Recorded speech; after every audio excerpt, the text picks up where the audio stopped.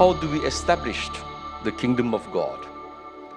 How do we recognize the arrival of the kingdom of God? One way is to observe it in the person of Jesus, because we know Jesus is the kingdom of God in person. The passion, death, and resurrection is the way in which we see how the kingdom of God is established. A kingdom that is established by love, non-violence, compassion, and mercy. So that is one way you will know whether the kingdom of God has arrived or not. Looking at the person of Jesus, he is the arrival of the kingdom of God. But there is also another way to observe the coming of God's kingdom. The way in which we come to know the kingdom is when there is peace and joy in our hearts, when the love of God is established in our hearts, when we are no more resentful of people, of life, when we are able to forgive, we are able to let go, when we are able to be generous. If we have a heart of love, the heart of God's love, like Jesus who died for us, then of course the kingdom of God has arrived, because love is established in your heart. The way to bring about the kingdom of God, there is only one way. It is the power of love, the appeal of love. Love is the best form of appeal in order to bring a person to our side. The way to destroy our enemies is to love them, to pray for them. That is the only way in which we can overcome their hatred, their selfishness. It's a long process, When we have difficulties with people in life, it's a very long process.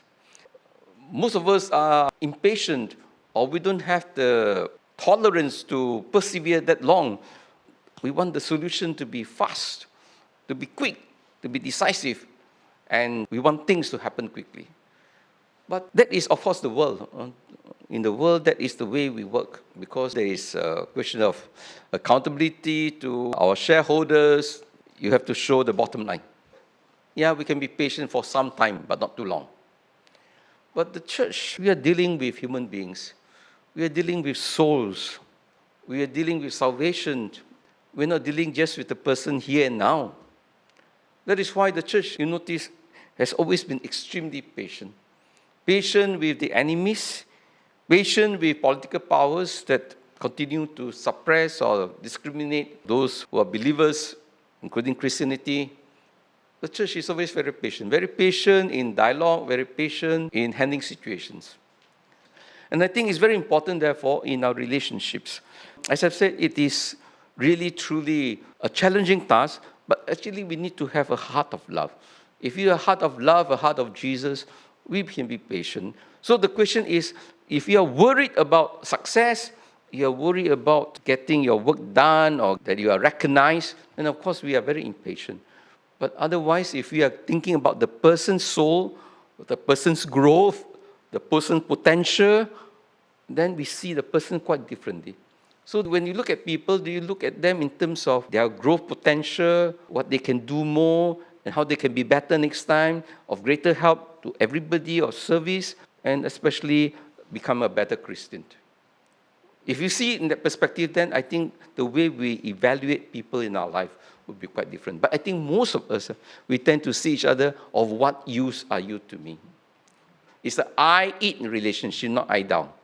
It's I-it. If you have no use to me, then I'm not going to be so kind to you. But if you are used to me, then sometimes you go to the extreme of currying favor, etc., and so on. This is actually not love. True love is to really care for the person. So every time, I suppose, what we can do is ask ourselves, is this how we can truly help the person to be a good Christian, and how we ourselves want to exercise the love of Christ and His compassion in our hearts?